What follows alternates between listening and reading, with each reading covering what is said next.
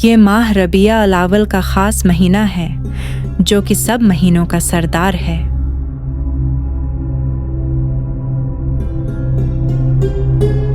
ये महीना सिर्फ बाजार और गलियों को सजाने का नहीं है, बल्कि हमें एक खास पैगाम भी ये महीना देता है,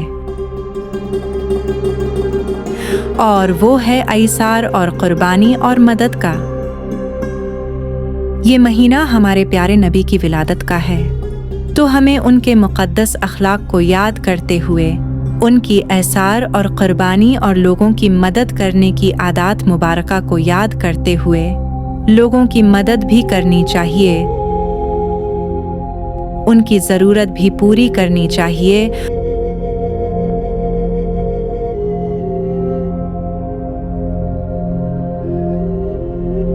और उनको अपने साथ खानों में शरीक भी करना चाहिए, ताकि कोई भी इस महीने में खुशियों और खाने और सुकून से महरूम न रह जाए।